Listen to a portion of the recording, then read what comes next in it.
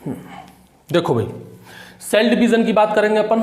एक टॉपिक अपना रह गया न्यूक्लियस, उसका वीडियो मैं नहीं बनाऊंगा क्योंकि उसका वीडियो मैं ऑलरेडी बना चुका हूं और काफी अच्छा डिटेल में बना चुका हूं।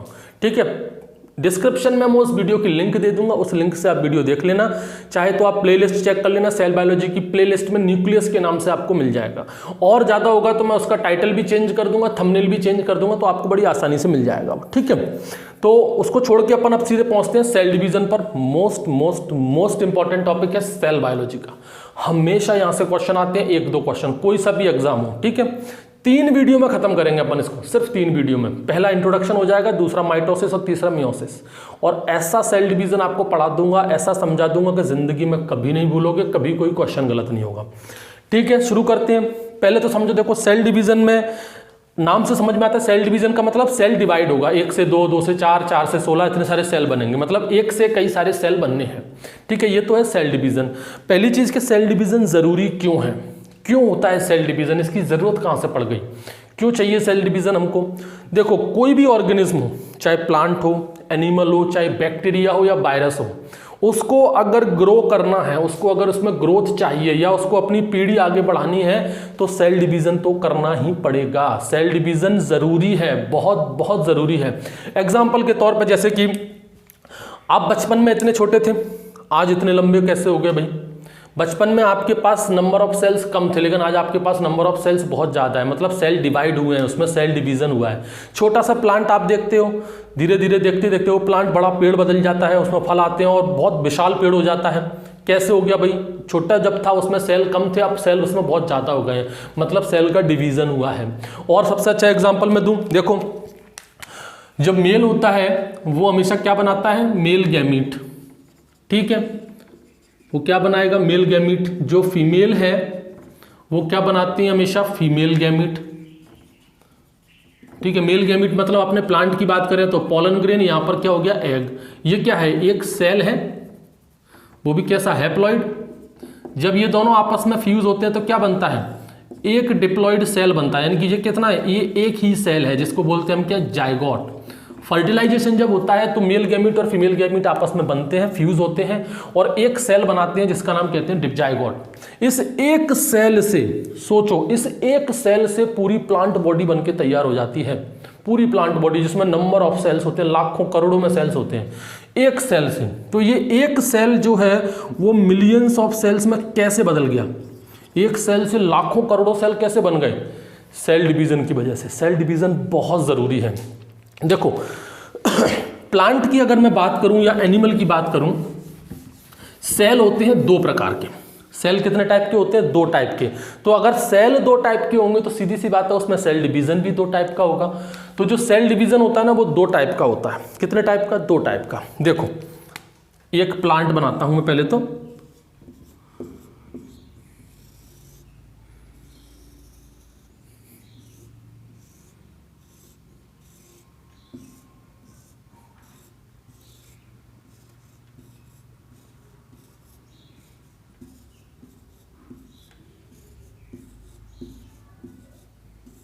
ठीक है, ये बना दिया मैंने एक प्लांट।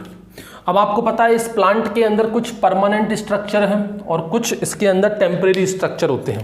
देखो परमानेंट स्ट्रक्चर की अगर मैं बात करूं तो प्लांट के अंदर परमानेंट स्ट्रक्चर कौन सा है, इसको क्या कहते हैं, रूट। ठीक है, इसको क्या कहते हैं, स्टेम। इनको क्या कहते हैं, लीफ। ये तो होते हैं परमानेंट स्ट्रक्चर। जब तक ये प्लांट रहेगा तब तक ये तीनों रहेंगे, लीफ, स्टेम और रूट। जब तक प्लांट रहेगा तब तक ये तीनों रहेंगे।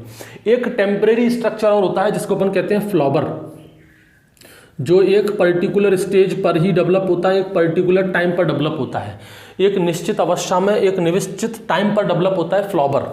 ये क्या है अपना, फ्लावर। ये फ्लावर जो है ना, ये टेम्परेरी होता है, ये हमेशा नहीं होता प्लांट के पास, ये सिर्फ एक पर्टिकुलर स्टेज पर पर्टिकुलर टाइम पर ही आता है। बाकी का लीफ, स्टेम और रूट ये होते हैं कैसे, परमानेंट। आ गई बात समझ में। ये जो परमानेंट स्ट्रक्चर है, कौन सा, लीफ, स्टेम और रूट, ये बने होते हैं सोमेटिक सेल के। कौन से सेल के, सोमेटिक सेल। 2 प्रकार के सेल होते हैं, चाहे प्लांट हो या एनिमल हो। प्लांट के अंदर जो लीफ, स्टेम और रूट जो परमानेंट स्ट्रक्चर है वो बनते हैं सोमेटिक सेल के। ठीक है, वहीं ये जो फ्लावर है ये बनता है रिप्रोडक्टिव सेल्स का।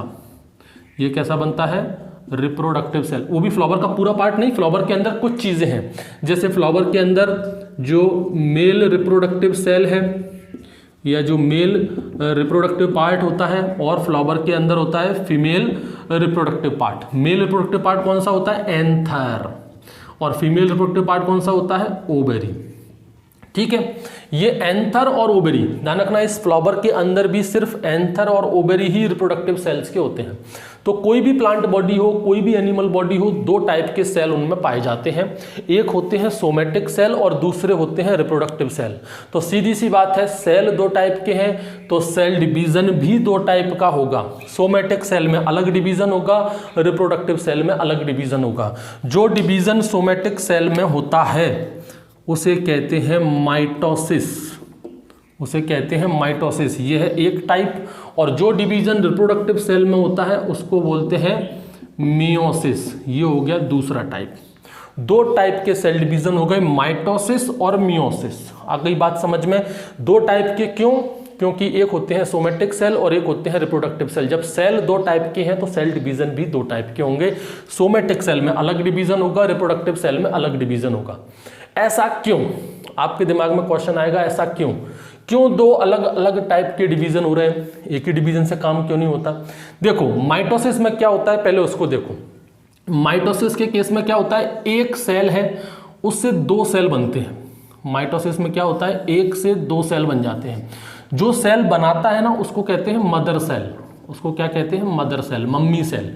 ठीक है, और जो सेल बनते हैं ना, ये जैसे कि दोनों, इनको कहते हैं डॉटर सेल, बिटिया सेल।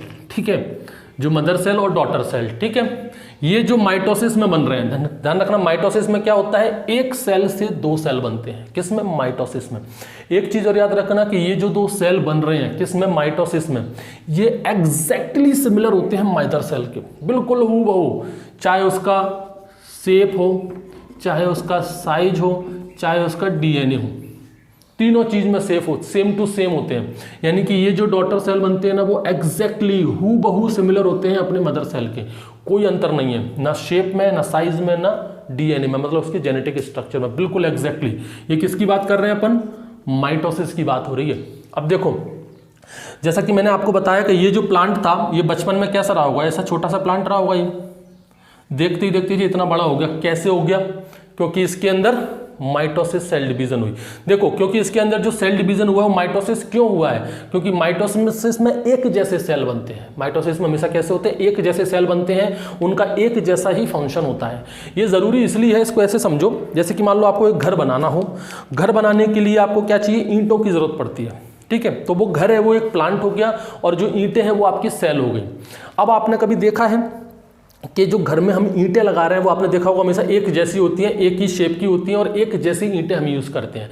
क्यों करते हैं, जिससे हमारा घर एक जैसा दिखने में अच्छा लगे, क्योंकि एक ही प्रकार की ईंटें हैं, मजबूत बने, उसका अच्छा मजबूत स्ट्रॉन्ग फ्रेमवर्क बने और काफ़ी लंबे समय तक टिका रहे, इसीलिए। ठीक है, मजबूती भी एक जैसी होती है सभी ईंटों की। अब अगर मान लो कि वहाँ पर हम घर में अलग अलग टाइप की ईंटें यूज़ कर रहे हैं, कोई ईंट हम चौकोर यूज़ कर रहे हैं, कोई बड़ी चौकोर यूज़ कर रहे हैं, कोई रेक्टेंगुलर यूज़ कर रहे हैं, कोई हम सर्कुलर ईंटें यूज़ कर रहे हैं, कोई कच्ची ईंट, कोई पक्की ईंट, कोई अलग कलर की, कोई अलग कलर की, तो क्या इससे घर मजबूत बनेगा, नहीं बनेगा। इससे घर मजबूत नहीं बनेगा, इससे घर दिखने में अच्छा नहीं होगा और जल्दी टूट जाएगा, जल्दी गिर जाएगा। सेम वही चीज़ लागू होती है प्लांट के ऊपर। प्लांट की जो सोमेटिक बॉडी है, जो सोमेटिक सेल्स हैं वो एक जैसे ही होने चाहिए। रूट के जितने भी सेल हैं वो एक जैसे होने चाहिए, लीफ के जितने भी सेल हैं वो एक जैसे होने चाहिए, स्टेम के जितने भी सेल हैं वो एक जैसे होने चाहिए, तभी वो प्रॉपर काम करते हैं, तभी वो यूनिटी में फंक्शन कर पाएंगे। अलग अलग सेल होंगे तो उससे क्या होगा, अलग अलग सेल होने से एक सेल अलग काम करेगा, दूसरा सेल अलग काम करेगा, और बॉडी कभी भी स्टेबल नहीं हो पाएगी। एक ही जैसे सेल होना जरूरी है, और वो एक ही जैसे सेल काय में बनते हैं, माइटोसिस में बनते हैं। माइटोसिस में क्या होता है, एक से दो सेल बनते हैं, और जो दो नए सेल बन रहे हैं वो पुराने वाले मदर सेल के बिल्कुल सिमिलर होते हैं, as it is ditto copy होते हैं। ठीक है, कोई अंतर नहीं होता। इसलिए जो माइटोसिस होती है ना, वो ग्रोथ में काम करती है। प्लांट की जो ग्रोथ हो रही है ना, अपन बचपन में इतने छोटे थे, आज देखो मैं इतना बड़ा हो गया, कैसे हो गया, माइटोसिस की वजह से। किसकी वजह से हो गया? माइटोसिस की वजह से। बचपन में मान लो मेरे पास 1000 सेल थे, वो 1000 सेल में क्या हुआ? माइटोसिस हुआ, सेल बढ़ते गए बढ़ते गए बढ़ते गए, आज मैं इतना बड़ा हो गया, मेरे पास आज करोड़ों सेल्स हैं। किसकी वजह से? माइटोसिस की वजह से। लेकिन मेरी बॉडी के सारे सेल कैसे हैं? एक ही जैसे हैं। अगर मैं अपनी इस उंगली से सेल निकालूं, ठीक है, और अपने पैर में से सेल निकालूं, दोनों सेल एक जैसे होंगे, कोई अंतर नहीं होगा, कोई भी अंतर नहीं होगा, हूबहू एक जैसे होंगे। क्यों होंगे? दोनों का शेप एक जैसा होगा, साइज एक जैसा होगा, डीएनए भी एक जैसा होगा। क्यों होगा? क्योंकि वो माइटोसिस से बने हैं और वो ज़रूरी भी है। ठीक है, एक बॉडी को स्टेबल होने के लिए, प्रॉपर फंक्शन करने के लिए सेल का एक जैसा होना बहुत ज़रूरी है। तो माइटोसिस का काम क्या है? प्लांट बॉडी की ग्रोथ करना। वो ग्रो जो होगा, छोटे से बड़ा हो गया, एक जाइगोट, एक सेल था जाइगोट, उस जाइगोट से करोड़ों सेल्स बन गए, एक नया प्लांट, एक नया एनिमल डेवलप हो गया। काई से डेवलप हो गया? माइटोसिस से डेवलप हो गया। ठीक है, इतनी बात समझ में आ गई। ये जो माइटोसिस है वो काय में होता है? सोमेटिक सेल्स में होता है, यानी कि लीफ में, स्टेम में और रूट में। अब आ जाओ बात करते हैं मियोसिस की। देखो मियोसिस में क्या होता है? मियोसिस में अपने एक सेल से 4 सेल बनते हैं। मियोसिस में क्या होता है? एक से कितने सेल बनते हैं? 4 सेल। मियोसिस में 1 से 4 सेल बनते हैं। अब ये जो 4 सेल बनते हैं ना, ये 4 सेल आपस में भी अलग होते हैं। मतलब ये इनका शेप, साइज और डीएनए सब अलग अलग होता है। ये शेप में भी अलग हो सकते हैं, ये साइज में भी अलग हो सकते हैं और डीएनए में भी अलग होंगे। किसमें? मियोसिस में। मतलब उनका शेप भी अलग, साइज भी अलग, डीएनए भी अलग, आपस में भी अलग और अपने मदर सेल से भी अलग। ये क्या हो गई? Mother cell. मदर सेल ने बनाई 4 डॉटर सेल। ये चारों डॉटर सेल आपस में अलग अलग, शेप में, साइज में और डीएनए में, और अपने मदर सेल से भी अलग। ऐसा क्यों भाई? यहाँ पर ऐसी मियोसिस क्यों हो रही है? आपके दिमाग में क्वेश्चन आएगा कि सर माइटोसिस ही ठीक है ना, मियोसिस की क्या जरूरत है, मियोसिस क्यों करा रहे हो आप? देखो बड़ा सिंपल सा तरीका है, मैं उसको आपको समझाता हूँ कि मियोसिस क्यों ज़रूरी है और माइटोसिस क्यों ज़रूरी है। मियोसिस जो थी वो रिप्रोडक्टिव सेल्स में होती है। क्यों यहाँ पर मियोसिस जरूरी है? एक बार को मान लेते हैं कि चलो मियोसिस नहीं कराते अपन, माइटोसिस ही जरूरी, माइटोसिस ही होनी, तो मियोसिस की क्या जरूरत है? देखो भाई, अब एक एग्जांपल मैं देता हूँ, अपना ही एग्जांपल देता हूँ, आपको बुरा ना लगे। जैसे कि मान लो ये रहा मैं, ये कौन है? ये मैं हूं। ठीक भाई, ये कौन है? ये मेरी वाइफ है, मेरी धर्म पत्नी है। ठीक है, ये मैं हूं, ये मेरी वाइफ है, मेरी धर्म पत्नी है। ठीक है भाई, मैं कौन हूं? इंसान हूं, ह्यूमन बीइंग हूं। मेरी वाइफ कौन है? मेरी जो पत्नी है वो भी कौन है? वो भी इंसान है, वो भी ह्यूमन बीइंग है। बताओ मेरे अंदर कितने क्रोमोसोम, इंसानों के अंदर कितने क्रोमोसोम होते हैं? 46, 40। यानी कि मेरे अंदर कितने क्रोमोसोम होंगे? 2n = 46। ठीक है, बताओ मेरी धर्म पत्नी में, मेरी पत्नी में, मेरी वाइफ में कितने क्रोमोसोम होंगे? वो भी इंसान ही है, वो भी ह्यूमन बीइंग है, उसके अंदर भी कितने होंगे? 40। इस पृथ्वी पर कोई भी इंसान हो, कोई भी, चाहे वो इंडिया में रहता हो, पाकिस्तान में रहता हो, चाइना में रहता हो, ऑस्ट्रेलिया में, अमेरिका में, कहीं पर भी रहता हो, जापान में रहता हो, क्रोमोसोम नंबर सब में कितने होंगे? 46 ही होंगे। अगर वो इंसान है तो, अगर वो मानव है, अगर वो ह्यूमन बीइंग है तो क्रोमोसोम नंबर उसमें 46 ही होंगे। और अगर किसी इंसान में, किसी ह्यूमन बीइंग में 46 क्रोमोसोम नंबर नहीं है तो वो इंसान नहीं है। वो या तो एलियन होगा या फिर कोई दूसरा जानवर होगा, वो इंसान नहीं हो सकता। इंसान होने के लिए क्रोमोसोम नंबर 46 जरूरी है। इंसान होने के लिए क्रोमोसोम नंबर 46 जरूरी है। तो देखो, अब ये मैं हूं, ये मेरी पत्नी है, हमारा बच्चा क्या होना चाहिए? इंसान ही होना चाहिए। भाई घोड़े का बच्चा क्या पैदा होना चाहिए? घोड़ा ही होना चाहिए, हाथी तो पैदा नहीं होगा। हाथी का बच्चा क्या पैदा होना चाहिए? हाथी होना चाहिए, घोड़ा पैदा नहीं होगा। इंसान का बच्चा भी क्या पैदा होना चाहिए? इंसान ही पैदा होना चाहिए। और इंसान कब पैदा होगा? जब मेरे बच्चे में भी 46 क्रोमोसोम हो। वो भी तो इंसान है और इंसान के अंदर 46, मतलब जो मेरा बच्चा पैदा होगा उसके अंदर भी क्रोमोसोम नंबर कितने होने चाहिए? 46 ही होने चाहिए। अब देखो, अगर मैं कहूं कि चलो मियोसिस कोई होती नहीं है, मियोसिस नाम की कोई चीज़ नहीं है, मियोसिस की हमें जरूरत ही नहीं है, माइटोसिस से ही खेल होगा। अब देखो माइटोसिस से होगा तो क्या होगा? ये मैं हूं, ये क्या बनाएगा? Male gamete. मैं क्या बनाऊंगा? Male gamete. मेरे अंदर क्रोमोसोम नंबर कितने हैं? 46। माइटोसिस में क्या बताया था कि जो सेल बनते हैं डिवीजन में, वो शेप में, साइज में और डीएनए में एक जैसे होते हैं, कोई अंतर नहीं होता। मतलब जो मेल गैमीट बनेंगे उसके अंदर भी क्रोमोसोम नंबर कितने होंगे? 46 ही होंगे। यहाँ से मेरी पत्नी क्या बनाएंगी? Female gamete. ठीक है, फीमेल गैमीट में भी क्रोमोसोम नंबर कितने होंगे? 46 ही होंगे, क्योंकि माइटोसिस से बन रहा है सब कुछ। अब ये 46 और 46 जब आपस में मिलेंगे तो बताओ यहाँ पर टोटल कितने हो जाएंगे, 46 और 46 यहाँ पर टोटल हो जाएंगे 92। ये कौन सा बच्चा पैदा हो गया भाई, ऐसा कोई बच्चा होता ही नहीं जिसके अंदर क्रोमोसोम नंबर 92 हो। दुनिया में ऐसा कोई इंसान ही नहीं है जिसमें क्रोमोसोम नंबर 92 हो। या तो ये इंसान नहीं है या फिर ये कुछ और ही है भाई, या तो ये एलियन है। 92 नंबर क्रोमोसोम अगर हैं, 92 क्रोमोसोम अगर इसके पास है तो ये इंसान तो कतई नहीं हो सकता। इंसान तभी होगा जब उसमें 46 क्रोमोसोम हो। अगर मैं माइटोसिस से चल रहा हूं तो क्रोमोसोम कितने होने चाहिए, 92, जो कि नामुमकिन है, जो कि नामुमकिन है, पॉसिबल इम्पॉसिबल है, वो हो ही नहीं सकता। अब मियोसिस से समझ लेते हैं, मियोसिस क्यों जरूरी है। मियोसिस में क्या होता है, shape size of DNA different होता है। डीएनए में क्या अंतर होता है, जो डीएनए होता है वो जस्ट हाफ होता है, जो क्रोमोसोम नंबर होते हैं वो क्या होते हैं, ठीक आधे हो जाते हैं डॉटर के अंदर। यानी कि अगर यहाँ पर 2n है तो यहाँ पर क्या रह जाएगा, सिर्फ n रह जाएगा। मतलब अगर यहाँ पर 10 क्रोमोसोम है तो इन सबके पास कितने होंगे, 5 क्रोमोसोम होंगे। अगर मान लो यहाँ पर 14 क्रोमोसोम है तो इन सबके पास कितने होंगे, 7 क्रोमोसोम होंगे। क्रोमोसोम ठीक आधे रह जाते हैं। अब अगर मियोसिस कर दें अपन, रिप्रोडक्टिव सेल्स में अगर मियोसिस कर दें तो बताओ मेल गैमीट में कितने बनेंगे, 23। फीमेल गैमीट में कितने बनेंगे, 23 और 30 वापस फिर से मिल जाएंगे और क्या बना देंगे, 46। मतलब इंसान का बच्चा इंसान ही होगा, गधे का बच्चा गधा ही होगा और घोड़े का बच्चा घोड़ा ही पैदा होगा। क्यों, मियोसिस की वजह से। मतलब मियोसिस का जो इंपॉर्टेंस है वो क्या है, मियोसिस का इंपॉर्टेंस है हैप्लॉइड गैमीट बनाना। हैप्लॉइड का मतलब होता है जिसमें ठीक आधा क्रोमोसोम नंबर हो। एक फंक्शन तो क्या हो गया मियोसिस का, हैप्लॉइड क्रोमोसोम बनाना, हैप्लॉइड गैमीट बनाना, ठीक है। दूसरा मोस्ट इंपॉर्टेंट, किसी भी स्पीसीज में पीढ़ी दर पीढ़ी क्रोमोसोम नंबर एक जैसे होने चाहिए। भाई उस स्पीसीज का वजूद अगर हमको बना के रखना है, इंसान का बच्चा इंसान ही पैदा करवाना है तो क्रोमोसोम नंबर एक जैसा ही होना चाहिए। मटर के पौधे ने जो सीड हमको दिया है उस सीड को अगले साल जब आप उगाओगे तो उससे भी मटर का पौधा ही बनना चाहिए। ये कौन सुनिश्चित करता है, मियोसिस। क्यों, कैसे सुनिश्चित करता है, क्रोमोसोम नंबर को मेंटेन करके, क्रोमोसोम नंबर को बदलने नहीं देता। मटर के पौधे में 14 क्रोमोसोम नंबर, तो उससे जो सीड बनेगा उसके सीड में भी 14 ही होंगे, फिर उससे जो सीड बनेगा उसके अंदर भी 14 ही क्रोमोसोम होंगे। ये कैसे मुमकिन है, मियोसिस की वजह से। मतलब मियोसिस क्या करता है, क्रोमोसोम नंबर को कांस्टेंट रखता है, कांस्टेंट क्रोमोसोम नंबर मेंटेन करता है जनरेशन आफ्टर जनरेशन, पीढ़ी दर पीढ़ी, एक पीढ़ी से दूसरी पीढ़ी, तीसरी पीढ़ी, चौथी पीढ़ी में क्रोमोसोम नंबर को बदलने नहीं देता, एक जैसा क्रोमोसोम नंबर रहता है। आ गई बात समझ में, इसीलिए मियोसिस भी बहुत ज़रूरी है। लेकिन मियोसिस सिर्फ और सिर्फ कहाँ होती है, रिप्रोडक्टिव सेल्स में ही होती है जब रिप्रोडक्शन का टाइम होता है। मतलब मेल गैमीट और फीमेल गैमीट बनाने में ही मियोसिस का यूज़ होता है, बाकी का मियोसिस का कहीं कोई यूज़ नहीं है। लेकिन एक टाइम यूज़ है, सिंगल टाइम यूज़ है, लेकिन बहुत इंपॉर्टेंट यूज़ है। बाकी का जो माइटोसिस है इसका तो लाइफ टाइम यूज़ है। जब तक माइटोसिस है तब तक आपकी बॉडी ग्रो करती रहेगी। जैसे कि मान लो मेरी ये स्किन है, आज मान लो मेरी ये स्किन यहाँ से छिल जाए, मेरे जो कहीं चोट लग जाए, यहाँ पर एक घाव हो जाए, धीरे धीरे आप देखते हो वो घाव भर जाता है, वो स्किन जो है वो नई स्किन वापस आ जाती है। कैसे आ जाती है भाई,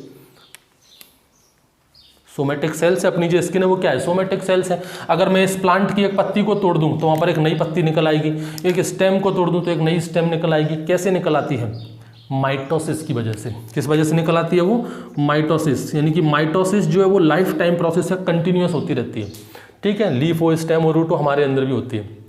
लेकिन हमारे अंदर ऐसा नहीं है कि मैंने मान लो यहाँ से अपना हाथ काट दे तो एक नया हाथ निकल आएगा, ये इंसानों के अंदर नहीं होता, ठीक है। लेकिन स्किन अगर मैं निकाली तो एक नई स्किन आ जाएगी, ऐसा होता है, ठीक है। बहुत कम लेवल पर हमारे अंदर रीजनरेशन कैपेसिटी होती है क्योंकि टोटीपोटेंसी कम पाई जाती है। अब टोटीपोटेंसी क्या होता है वो मैं आपको बाद में समझाऊंगा। टोटीपोटेंसी सबसे ज़्यादा पाई जाती है अपने प्लांट के अंदर। टोटीपोटेंसी का मतलब होता है एक सेल की कैपेसिटी वो रीजनरेट हो सके, वो एक कंप्लीट प्लांट में डेवलप हो सके, एक कंप्लीट बॉडी में डेवलप हो सके, उसे कहते हैं टोटीपोटेंसी, ठीक है। वो सबसे ज़्यादा प्लांट के अंदर होती है। प्लांट के अंदर आप पूरी स्टेम काट दो, यहाँ से पूरा पेड़ ही काट दो, यहाँ पेड़ डेवलप हो जाएगा, उसे कहते हैं टोटीपोटेंसी। उस सेल की कैपेसिटी को कहते हैं टोटीपोटेंसी, को पूरा ऑर्गन बना सके। हम मैं अगर अपना हाथ काट दूं तो नया हाथ नहीं निकलेगा, गर्दन काट दूं तो नई गर्दन नहीं आएगी, कान काट दूं तो नया कान नहीं आएगा, क्योंकि मेरे अंदर टोटीपोटेंसी नहीं है, ठीक है। तो माइटोसिस क्यों जरूरी है और मियोसिस क्यों जरूरी है। अब थोड़ा सा इसको शॉर्ट में मैं आपको सब कुछ बता देता हूँ। ये तो आप समझ गए ना, माइटोसिस क्या होता है, मियोसिस क्या होता है। माइटोसिस में 1 से 2 सेल बनते हैं, मियोसिस में 1 से 4 सेल बनते हैं, ठीक है। डिफरेंस देख लेते हैं, माइटोसिस और मियोसिस के बीच का डिफरेंस क्या है। देखो,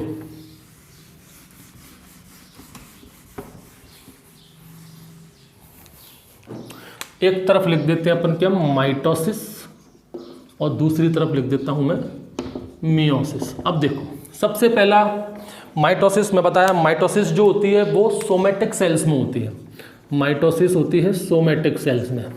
वहीं अगर मियोसिस की बात करें तो ये होती है रिप्रोडक्टिव सेल्स में। मियोसिस जो होती है वो रिप्रोडक्टिव सेल्स में होती है। सोमेटिक सेल्स का मतलब जैसे मेरी पूरी की पूरी बॉडी जो है वो सोमेटिक सेल की है, ठीक है। प्लांट की पूरी बॉडी उसका रूट, स्टेम और लीफ सब कुछ क्या है, सोमेटिक सेल का है, केवल फ्लावर को छोड़कर। तो यहाँ पर कंप्लीट प्लांट बॉडी का की होती है, सोमेटिक सेल की होती है, केवल उसका जो एंथर और ओवरी है वो दोनों को छोड़ दें तो वो क्या होते हैं, रिप्रोडक्टिव सेल्स के होते हैं। वहाँ पर होती है मियोसिस, यहाँ पर होती है माइटोसिस। और देखो दूसरा क्या है, माइटोसिस जो होती है, अब चूंकि ये सोमेटिक सेल में होती है ना, इसलिए इसको सोमेटिक सेल डिवीजन भी कहते हैं, इसको सोमेटिक सेल डिवीजन भी कहते हैं, ठीक है। ये आपका रिप्रोडक्टिव सेल्स में होती है तो इसका मतलब ये नहीं कि इसको रिप्रोडक्टिव सेल्स डिवीजन कहेंगे, इसको हम लोग एक रिडक्शनल डिवीजन भी कहते हैं। क्या कहते हैं, रिडक्शनल डिवीजन। रिडक्शनल डिवीजन क्यों कहते हैं, क्योंकि यहाँ पर जो क्रोमोसोम नंबर होते हैं ना वो आधे रह जाते हैं, यहाँ पर क्रोमोसोम नंबर जो है वो क्या रह जाते हैं, हाफ हो जाते हैं, आधे हो जाते हैं। और यहाँ पर क्या होता है, क्रोमोसोम नंबर, सेल डिवीजन में क्रोमोसोम नंबर जो होते हैं वो आपके सेम रहते हैं। क्रोमोसोम नंबर कैसे रहते हैं, सेम रहते हैं, इसलिए इसको इक्वेशनल डिवीजन कहते हैं। इसको क्या कहते हैं, इक्वेशनल डिवीजन। यहाँ पर शेप और साइज बिल्कुल एक जैसा रहता है, इसलिए इसको होमोटाइपिक डिवीजन भी कहते हैं। क्या कहते हैं इसको, होमोटाइपिक डिवीजन। यहाँ पर शेप और साइज अलग हो जाता है, इसलिए इसको हेटेरोटाइपिक डिवीजन भी बोलते हैं, हेटेरोटाइपिक डिवीजन भी इसको कहा जाता है, ठीक है। ये जो अपना माइटोसिस है, इसका काम क्या है, इसका माइटोसिस का काम, मोस्ट इंपॉर्टेंट काम है इसका ग्रोथ और रीजनरेशन। जैसे मैंने बताया ना कि अगर मैं एक प्लांट का एक टहनी काट दूं तो एक नई टहनी डेवलप हो जाती है, रीजनरेशन। ग्रोथ मतलब छोटा सा प्लांट था, बड़ा प्लांट हो गया, मतलब वो ग्रोथ हो रही है। तो ग्रोथ और रीजनरेशन का काम किसका है, माइटोसिस का।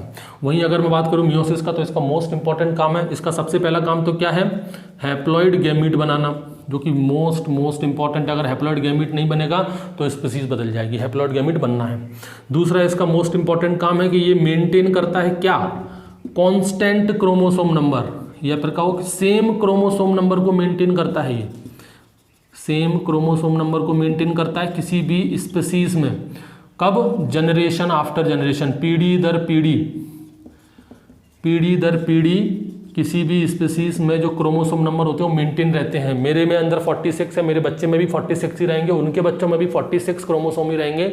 ये कौन सुनिश्चित करता है, कौन मेंटेन करता है, मियोसिस। कैसे करता है, हैप्लॉइड गैमीट बनाकर। कैसे बनाता है ये, अपने हैप्लॉइड गैमीट बनाकर ये ऐसे मेंटेन रखता है, ठीक है। ये मेन डिफरेंस है किसमें, माइटोसिस में और मियोसिस में, ठीक है। इतनी बात आपको समझ में आ गई माइटोसिस और मियोसिस का क्या है। ये पहला वीडियो सिर्फ जनरल इंट्रोडक्शन का था।